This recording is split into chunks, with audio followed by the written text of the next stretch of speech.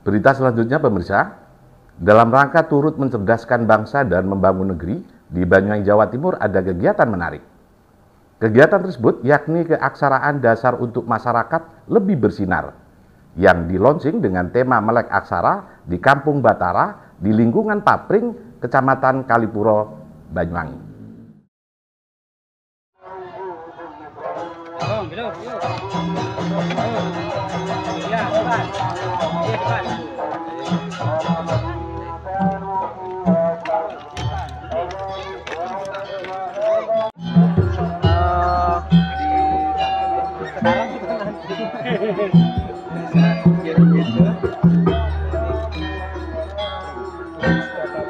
Nah, ini juga bagian support untuk tahun ini, support PLN juga.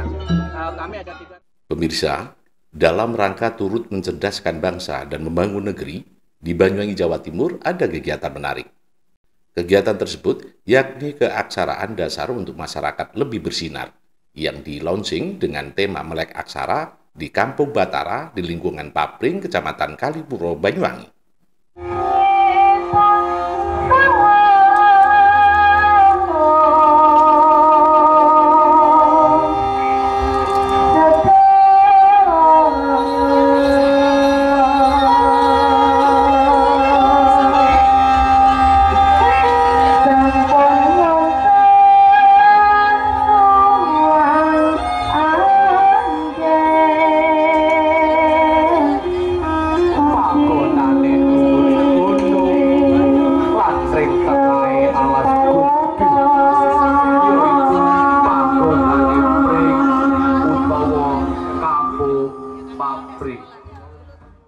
Ya pemirsa, launching Melek Aksara yang dipandeglangi Widi Nur Mahmudi ini merupakan kegiatan yang memberikan proses belajar kepada masyarakat secara luas untuk bisa membaca dan menulis. Kegiatan ini juga disupport dan dihadiri oleh sejumlah pihak. Selain oleh masyarakat dan Karang Taruna lingkungan setempat, program ini juga didukung sepenuhnya oleh pihak Kodim 0825 Banyuwangi, BUMN Perusahaan Listrik Negara, dan juga relawan serta mahasiswa. Sejumlah perwakilan Propimka setempat juga nampak hadir di acara tersebut. Menurut Dandim 0825 Banyuwangi, Letkol Arhanud Joko Sukoyo, dalam kesempatan ini menyampaikan, kegiatan launching Melek Aksara merupakan program kegiatan baik yang mesti didukung, di mana kegiatan tersebut selain kebutuhan masyarakat sendiri untuk bisa membaca, juga bagi pihak penyelenggara, merupakan upaya berbagi ilmu yang mesti dilakukan dalam program pemerintah mencerdaskan anak bangsa. Joko juga menyampaikan, keterlibatan seluruh pihak sangat diharapkan termasuk Kodim 0825 guna lebih memajukan nama Banyuwangi, tidak hanya wisatanya, namun juga dari sisi sumber daya manusianya. Oleh karena itu menurut Joko, dengan segala upaya, pihaknya akan secara maksimal dalam keterlibatan kegiatan tersebut, dengan melibatkan seluruh personil Kodim hingga jajaran koramilnya. Kegiatan untuk launching Melek Aksara ini adalah kegiatan bagaimana kita memberikan ilmu kepada ibu-ibu yang buta aksara, mengenalkan huruf dari A hingga Z, kemudian dia bisa merangkai, kemudian dia bisa membuat kata, dan dia juga bisa membaca. Seperti itu, karena masih banyak dari warga sekitar yang memiliki keinginan untuk menulis dan membaca, tetapi keinginan itu bisa diwadahi dengan adanya kerjasama antara PLN, kemudian dari Kampung Batara, dari Kodim yang mensupport kegiatan ini, sehingga harapannya nanti semakin minim Banyuwangi ini orang yang buta aksara. Jogging sendiri kita memiliki namanya kegiatan Bakti TNI. Salah satu yang bisa digunakan sebagai peran adalah karena program ini adalah siapa saja bisa menjadi guru, kemudian belajar di alam, maka kami mengarahkan Babinsa untuk mengeluarkan ilmunya kepada masyarakat sekitar. Karena yakin bahwasanya kalau dibebankan sama Mas Widi ini, untuk tenaga pengajar hanya terbatas. Kita mencoba untuk berkolaborasi. Kita memberikan tenaga, pikiran, dan waktu, termasuk juga nanti hal-hal yang sifatnya menjadi kendala, sebisa mungkin kita bantu. Sebetulnya kalau latihan khusus tidak punya, Karena babinsa kami ini sudah memiliki background kepelatihan, keguruan, dan pengasuhan. Sehingga dengan 3 bekal ini sudah bisa menjadi bekal dia untuk mengajari tentang aksara. Kan ini kan masih materi dasar, aksara A sampai Z. Kami saja memiliki beban memberikan pengajaran ke level SD, SMP, SMA. Dengan bekal itu, babinsa kami sudah cukup memberikan ilmunya kepada masyarakat sekitar. Menarik ya, menarik. Kenapa antusias mereka sangat tinggi, bagaimana dia itu berpikir huruf apa ini. Nah ini kan salah satu, mungkin dia bukannya tidak tahu ya, tetapi karena sekian lama dia tidak tersentuh terkait ilmu keaksaraan, sehingga susah untuk menuangkan dalam ucapan maupun tertulis seperti itu. Tapi saya sangat bangga dengan mereka untuk mau belajar dari alokasi yang 100 orang menjadi 120 orang. Ini luar biasa. Oke Pak, terima kasih untuk program Batara ini adalah tanggung jawab sosial dan lingkungan PLN kepada Ring 1 Project. Kali ini istimewa karena berkolaborasi dengan pihak Kodim dan pihak Muspika lainnya untuk mensupport pelaksanaan di lapangan program Melek Aksara ini di Kampung Batara. Siap. Harapan ke depannya? Harapan ke depannya program Melek Aksara ini tetap ada, biarpun pilar bantuan TJSL pilar pembangunannya lain, cuman untuk program pendidikan kemarin dapat instruksi dari pusat tetap harus jalan. Menarik, kegiatan launching Melek Aksara yang digelar di Rumah Budaya Kampung Batara yang didirikan oleh Widi Nurmahmudi ini mampu menjadi magnet manfaat banyak pihak, sehingga kegiatan yang dilakukan dengan kebersamaan tersebut bisa terlaksana dengan baik dan lancar hingga usai acara. Ya, untuk mengetahui bagaimana lebih jelas kegiatan daripada kegiatan yang dilakukan di lokasi atau di daerah Papring tersebut, saya akan coba menghubungi Mas Widi Nurmahmudi sebagai pendiri daripada Kampung Batara. Oke, Mas Widi, bagaimana? Bisa mendengarkan audio kami di studio? Apa kabar, sehat? Iya, sehat. Kabar baik, Pak. Alhamdulillah. Ya, saya akan coba langsung menanyakan kegiatan yang dilakukan tadi di soal apa namanya pemberian proses pembelajaran atau membaca aksara gitu ya di tempat Mas Widi. Bisa dijelaskan ini Mas Widi? Atau mungkin idenya bagaimana ini bisa diceritakan Mas Widi? Baik, terima kasih. Tadi itu menjadi bagian tahun ketiga dari program keaksaraan dasar komunitas adat terpencil atau KDKAT yang sudah berlangsung sejak tahun 2021.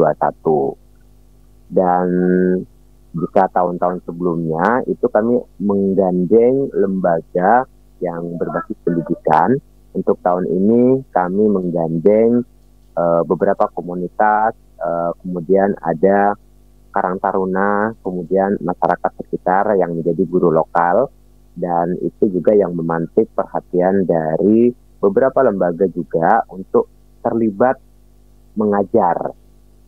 Seperti untuk tahun ini kami berkolaborasi dan didukung oleh Dandim 0825 Banyuwangi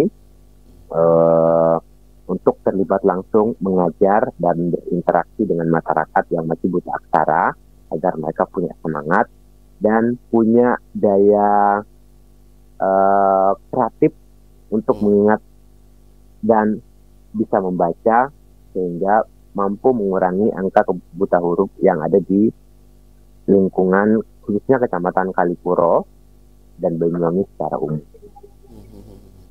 Kalau penyelenggaraannya sendiri, Mas Widi, mungkin ada pihak lain yang menjembatani gitu? PLN ya. Saya tadi lihat. Ya betul.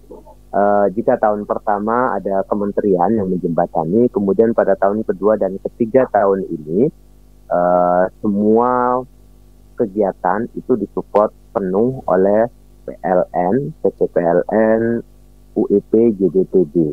Jadi mereka berkolaborasi antara PLN yang ada di Surabaya, kemudian di tahun kedua dengan Bali, kemudian untuk yang tahun ketiga ini mereka berkolaborasi dengan PLN yang ada di Malang. Nah, support untuk PLN sendiri untuk kami sebenarnya memang bidang pendidikan selama 3 tahun terakhir ini. Dan untuk tahun ini itu sudah masuk di segmen berbeda yaitu UMKM.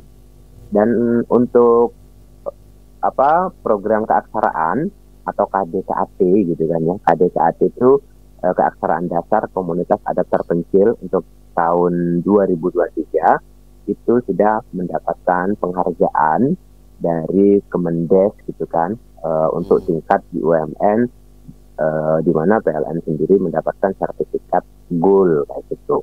Sebelumnya platinum. Luar biasa. Sudah berapa kali penyelenggaraan kalau kegiatan seperti itu, Mas? Kalau penyelenggaraannya sudah 3 kali, 2021 masa COVID, kemudian 2022 kami break, 2023 kami langsungkan kembali, kemudian 2024 ini yang saat ini berlangsung, jadi 3 kali penyelenggaraan keaksaraan. Dan itu tersebar tidak di satu titik, tapi tersebar di 12 titik. Karena setiap titik itu ada peserta keaksaraan itu 10 orang.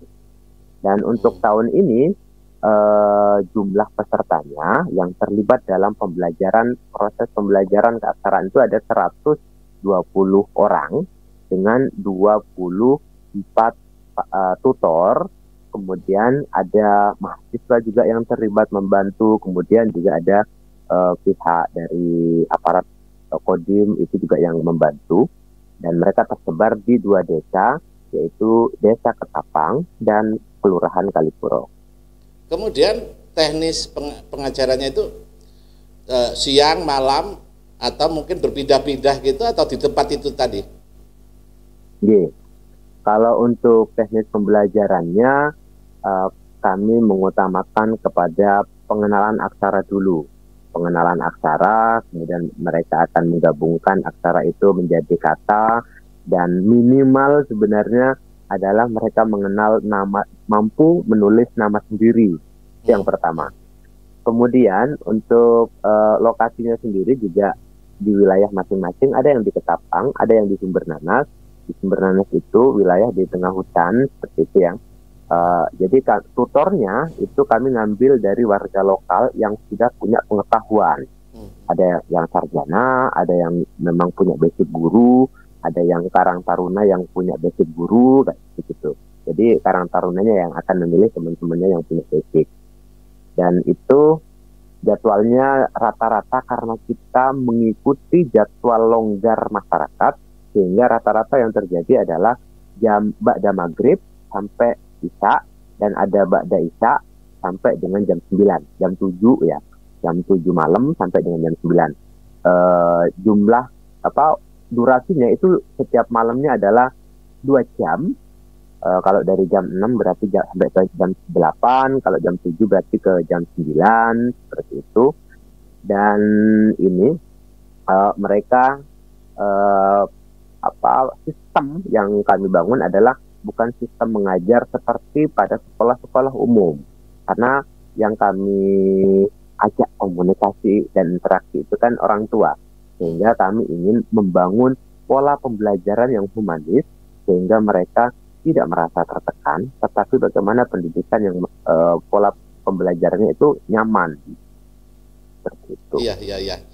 Saya tahu tidak sedikit yang datang itu dari kelompok tua ya, laki-laki dan perempuan, dan tadi menarik juga ya, alhamdulillah saya melihat tadi langsung ada 80% yang sudah bisa membaca kemudian menulis. Ini menarik. Nah, itu artinya sudah ada peningkatan proses ya dari yang sudah disampaikan oleh Mas Widi. Yang sebelumnya angka-angka itu masyarakat 100 itu tadi, sebelumnya ada berapa jumlah Mas yang masih belum bisa menulis atau mungkin membaca? Nah, sebenarnya proses dari kegiatan ini kan bagi kami itu adalah proses istimewa, bukan proses yang atas nama perintah gitu kan, tetapi atas nama keterpanggilan. Sehingga ruang-ruang untuk mencari dan berkomunikasi sebelum acara itu sangat dibutuhkan. Berbeda dengan sekolah formal yang tinggal membuat poster kemudian masuk kayak gitu. Tapi kami langsung ke lokasi rumah warga tersebut. Kami ajak apakah mau. Kalau secara manfaat sebenarnya mereka tidak memiliki cita-cita yang seperti anak-anak gitu kan, atau remaja atau yang kuliah. Tetapi yang kami jadikan pertimbangan adalah setidaknya dalam status kakak mereka, setidaknya mereka pernah sekolah. Itu yang pertama, setidaknya tidak membuat generasi saat ini putra-putrinya itu merasa malu dengan status buta tidak bisa membacanya para orang tua. Setidaknya mereka bisalah menulis namanya, dan itu menjadi kebanggaan bagi yang belum bisa tentunya, dan tentu menjadi pengabaian bagi yang tidak bisa. Hanya nama saja. Tetapi kan bagi kami, bagi yang belum bisa itu kan istimewa. Nah itu, dan yang terpenting adalah siapapun yang menjadi tutor itu, kami berharap hanya kata kuncinya adalah bangun komunikasi, deketin mereka. Jika tidak ada, makanya kami ada dua ya, ada dua tutor yang dalam 2 jam itu, 1 jam si A, 1 jam si B. Yang satunya mereka melakukan pendekatan di warga gitu kan ya, mereka akan bangun komunikasi, membantu secara mental, psikologinya, bagaimana mereka pede. Yang satu menjadi corong ini di depan kayak gitu, di whiteboardnya kayak gitu. Karena pertama kita tahu masalah mereka kan masalah, bisa jadi masalah penglihatan yang kurang, sehingga perlu kami translate ibaratnya kayak gitu ya. Ini A bentuknya kayak gini, ini. Jadi lebih ramai sebenarnya daripada di sekolah lain. Jadi waktu masuk kami, indikatornya itu ketika kami ramai, oh berarti masuk. Karena seru-seru gitu kan. Mereka saling ini. Seru lah. Luar Kapan-kapan biasa. bisa mengajak. Boleh? Ya. Ada lagi nih Mas. Ya. Sebetulnya tidak hanya proses pembelajaran membaca aksara atau juga menulis ya. Saya juga dapatkan informasi di situ bahwa ada banyak kegiatan. Mungkin bisa dijelaskan apa saja, seperti apa saja kira-kira. Oh ya, kalau Kampung Batara itu kan pada awalnya itu kan kami bangun itu karena tingginya angka putus sekolah di kampung kami. Kemudian tingginya angka pernikahan usia anak di kampung kami. Dan tentu saja kampung kami hanya cermin dari beberapa wilayah-wilayah yang ada di Indonesia. Kasusnya sama. Saya rasa kasusnya sama. Hanya kita merasa peka nggak dengan kondisi tingginya pernikahan usia anak, tingginya angka putus sekolah, minimnya kebanggaan terhadap kampung, itu saya rasa sama gitu kan. Sehingga perlu ada upaya seperti itu. Maka lahirlah Kampung Batara. Kampung Batara itu kampung baca taman rimba. Secara umum baca tentu pengertiannya luas ya. Tidak hanya membaca aksara, tapi bagaimana kita membaca keadaan, tanda-tanda dan lain sebagainya, potensi dan masalah yang ada di sekitar kita. Itu yang kami tafsir sebagai membaca gitu. Dan tentu persoalan itulah yang menjadi titik masalah kami, dan kami baca bagaimana masalah ini menjadi solusi gitu kan. Bukan berarti ada masalah kemudian secara ekonomi misalnya, masalah ekonomi kemudian kita lari ke wilayah lain sebagai alternatif, padahal di sana juga tidak menjanjikan hal yang lebih bagus lagi, justru membuat peristiwa-peristiwa lebih tragis sebenarnya. Nah, itu sih. Tapi monggo kita kelola seperti itu. Itu Kampung Batara. Dan pada perjalanan waktu, Kampung Batara juga ini berdampak terhadap semangat masyarakatnya. Jadi kami dulu anak-anak, jadi bukan orang tua. Kami tidak banyak komunikasi dengan orang tua. Kemudian anak-anaknya semangat, ternyata orang tuanya juga memiliki semangat, sehingga ada kami join dengan kesetaraan, di mana orang tua mereka itu mendapatkan ijazah dari paket A, B, dan C. Nah, dan pada perkembangannya kemudian ternyata masih banyak nih masalah ternyata. mungkin di sini hanya prototype gitu kan ya, bahwa masalah ini sama di wilayah lain. Kemudian ternyata keaksaraan, ternyata banyak nih gitu kan. Dari beberapa lingkungan RT itu kami punya catatan 26 RT itu yang terlibat langsung dalam proses pembelajaran keaksaraan. Artinya sebenarnya banyak masalah gitu kan. Tetapi apakah kita akan menjadikan masalah itu sebagai hal yang membuat kita harus lari atau kita kelola ya. Nah, gitu-gitu sih sebenarnya sederhana ya. Sederhana, konsep kami tidak punya seperti rencana jangka panjang, kami tidak punya. Kami mengalir sehingga berkembang sampai saat ini. Kami masih berjalan, artinya kepercayaan publik masih berjalan juga gitu. Dan yang terutama yang menjadikan fondasi bagi kami adalah tidak boleh transaksional. Itu yang kami jaga sampai saat ini. Hal apapun yang berbasis pendidikan kami tidak boleh transaksional, tidak boleh ada apa saja yang transaksional lah, pungutan biaya lah apa dan segala macam. Betul, kami tidak boleh. Sejak 2015 kami berdiri Kampung Batara itu sampai 2020 kami ada pagar, kami tidak boleh terima support dana dari manapun gitu, tidak boleh, karena ini akan menjadi membangun mental kami agar kegiatan kami itu tidak semuanya harus orientasi terhadap finansial, tapi kami tetap sama teman-teman itu punya prinsip, kalau ingin jualan silahkan, tapi jualah karya, jangan menjual hal-hal yang tidak berbentuk karya. Entah karya itu melalui kerajinan yang sudah dikembangkan oleh masyarakat sini, entah itu karya batik yang kami tidak punya bayangan batik itu, ternyata kami ada gitu kan, itu karya. Kemudian pengelolaan air, kemudian ada kopi gitu kan, kemudian ada digital, itu bagi kami adalah karya. Kami ingin transaksionalnya adalah karya, termasuk berkebun, tari dan lain sebagainya, kesenian, kebudayaan, pelestarian dan pengembalian lagi budaya-budaya yang pernah ada dengan konsep yang lebih sederhana, yang mudah diterima dan dicerna, kemudian diterjemahkan oleh generasi kita. Mungkin sederhana itu, kalau saya menganggapnya sederhana, karena kami belajar dan melaksanakan itu atas persoalan dan perilaku yang ada di sini. Jadi kami tidak mengadopsi dari apapun, guys. Karena mengadopsi kan lebih berat ya. Jadi, ya. Dan ini keberhasilan Mas Widi luar biasa. Ini tidak gampang ini dirawat oleh banyak orang.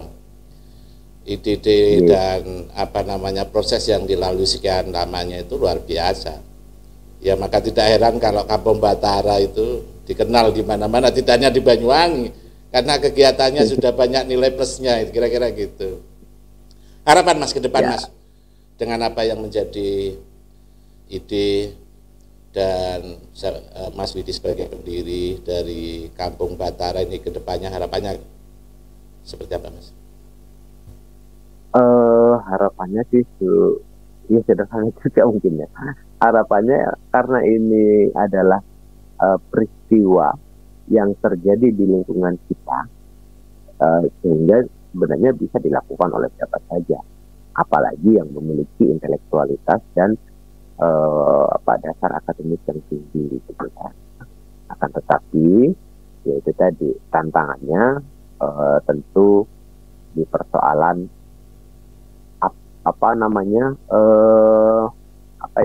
di persoalan bagaimana kita membranding pendidikan itu, apakah ke arah pengabdian atau ke arah penghasilan.